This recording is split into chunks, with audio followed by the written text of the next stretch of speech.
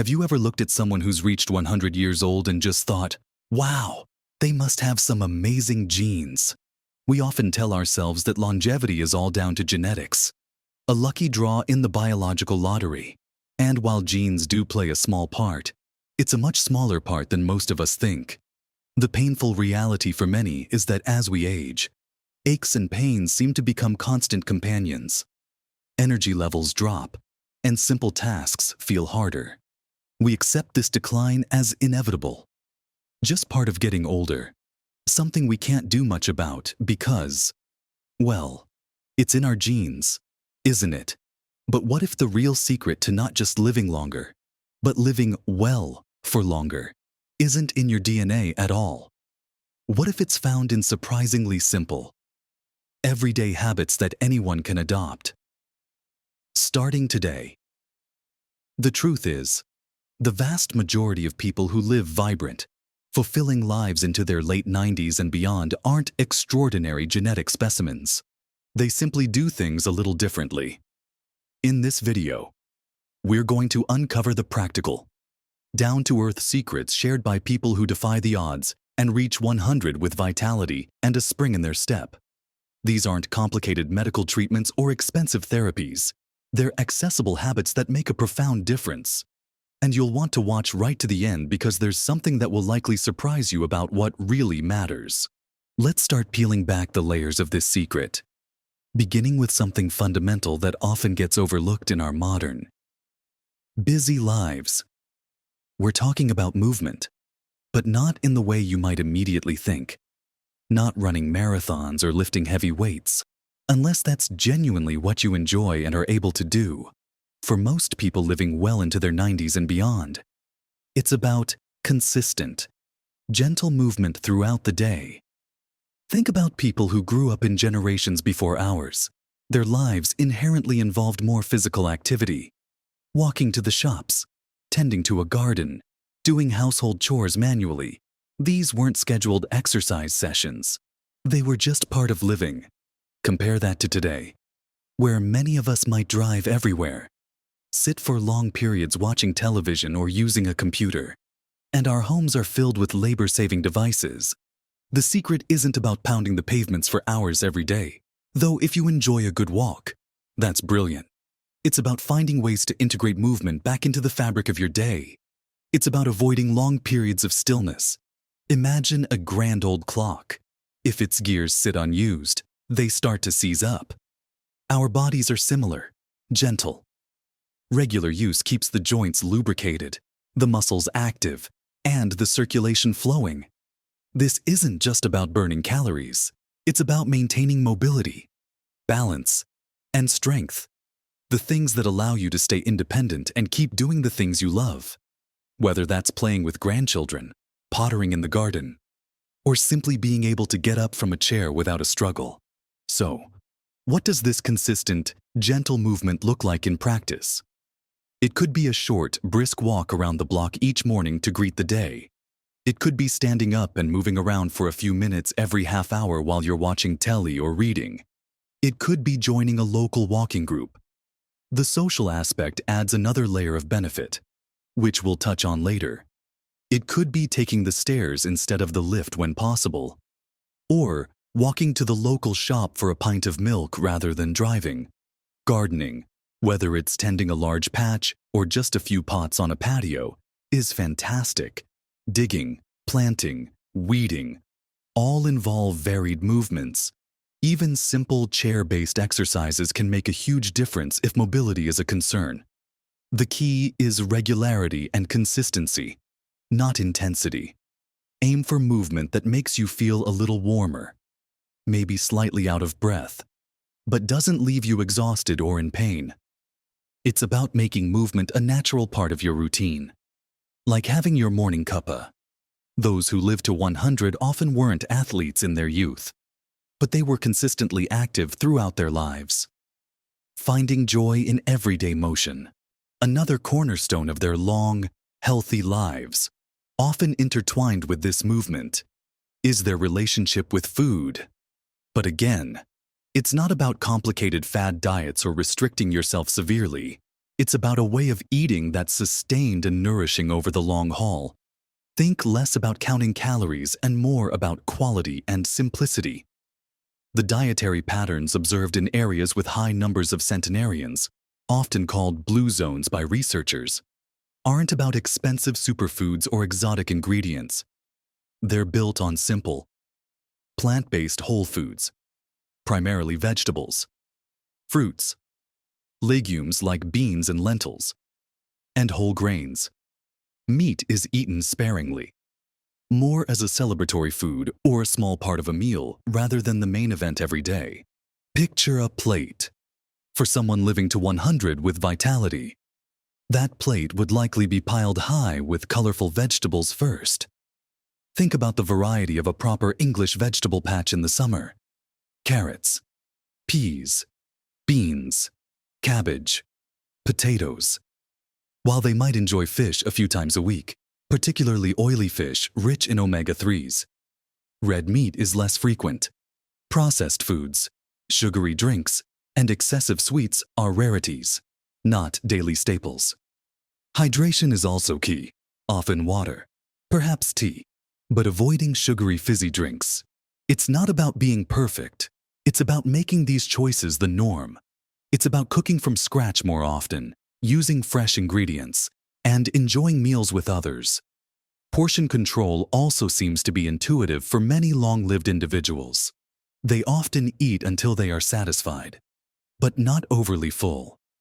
One interesting concept from some blue zones is the 80% rule, eating until you are about 80% full, leaving a little room. This prevents the digestive system from being overloaded and helps maintain a healthy weight, which reduces strain on joints and organs over decades. Think about the satisfaction of a well-cooked meal made from simple, good ingredients, eaten slowly and enjoyed, rather than rushing through a convenience meal. This mindful approach to eating, combined with making nutrient-dense plant foods the foundation, provides the body with the fuel and building blocks it needs to thrive for a century. So, it's not about a radical diet change, but a gentle shift towards more whole, unprocessed foods, eaten mindfully, and moving your body consistently throughout the day. These two aspects, movement and mindful eating of simple, real food, lay a powerful foundation. But they are far from the only secrets. Moving beyond just the physical, one of the most striking patterns observed in those who live to a ripe old age with their minds sharp and spirits high is the importance of social connection and a sense of belonging. We humans are fundamentally social creatures, and the quality of our relationships has a profound impact on our health and longevity. Think about your own life. Doesn't spending time with loved ones lift your spirits and make you feel better? Long-lived people are rarely isolated. They tend to be deeply connected to their families, their communities, and often, their faith or a purpose larger than themselves. This isn't just about having friends. It's about having strong, supportive relationships where you feel valued, understood, and have people you can rely on, and who can rely on you. In many cultures with high numbers of centenarians, multi-generational living is common, keeping older people integrated into family life. Even when living separately, there are strong ties and regular interaction. Community plays a vital role too. Joining clubs, participating in local events, volunteering. These activities foster a sense of belonging and provide regular social interaction. Think about the local village hall, the church group, the bowling club, or simply popping into the local pub for a chat with neighbors. These aren't just ways to pass the time. They are vital networks that provide emotional support, reduce stress, and give life meaning. When you feel connected, you're less likely to feel lonely, which is a significant risk factor for health problems as we age. The act of giving back, through volunteering or helping others, is also incredibly powerful. It provides a sense of purpose and contributes to that feeling of being valued and needed. Long-lived people often remain active contributors to their communities for as long as they are able. It's not about being the life and soul of the party every day, but about having consistent, meaningful interactions with others. It's about knowing your neighbors, having family nearby or in regular contact, and being part of something bigger than just yourself. This strong social fabric acts as a buffer against the stresses of life and provides a constant source of comfort and joy. Another element that frequently emerges is the ability to manage stress effectively. Life inevitably throws challenges our way at any age.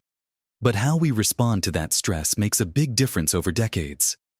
Long-lived individuals aren't necessarily stress-free. Nobody is. But they seem to have developed healthy coping mechanisms. This isn't about bottling things up or ignoring problems, but finding ways to unwind and de-stress regularly. This could be through prayer or meditation, spending time in nature, pursuing a relaxing hobby like knitting or painting, listening to music, or as mentioned earlier, simply spending time with loved ones and talking things through. Think about the simple pleasures that help you relax. Is it a quiet afternoon gardening, a walk in the park, reading a good book with a cup of tea? Making time for these activities, even for just 15 or 20 minutes a day, can help lower stress hormones and promote a sense of calm. Chronic stress is incredibly damaging to the body, contributing to inflammation, heart problems, and even affecting cognitive function. Those who live to 100 often have a more laid-back approach to life's worries, tackling problems as they arise but not dwelling on them excessively. They focus on what they can control and accept what they cannot. This resilience and ability to bounce back from setbacks is a hallmark of long, healthy lives. Sleep is another pillar that cannot be ignored. As we get older, sleep patterns can change, and it's common to struggle with getting enough restful sleep. However, consistently getting good quality sleep is crucial for repair, rejuvenation, and cognitive function. Those who live longest and healthiest often prioritize sleep. This might mean sticking to a regular sleep schedule, creating a relaxing bedtime routine, ensuring their bedroom is dark and quiet, and avoiding stimulants like caffeine or alcohol close to bedtime. While the amount of sleep needed varies from person to person, aiming for 7 to 8 hours of uninterrupted, good quality sleep is a good goal. Sleep deprivation can impact everything from our mood and energy levels to our immune system and long-term health. Making sleep a priority is a simple, yet incredibly effective habit for supporting longevity. So, we've talked about keeping the body moving gently and consistently, fueling it with simple, whole foods, nurturing our connections with others, finding healthy ways to manage stress, and prioritizing restful sleep. These might sound like simple things, and perhaps that's the biggest secret of all. They are indeed simple. They aren't revolutionary scientific breakthroughs. They are foundational aspects of human well-being that we've perhaps overcomplicated or neglected in our busy modern world. Think about weaving these threads together. Someone who walks regularly, perhaps to a community lunch or a gardening club, is combining movement with social connection. Someone who spends time tending their garden, growing vegetables they'll later cook and share with family, is combining movement, time in nature great for stress, purposeful activity, and healthy eating.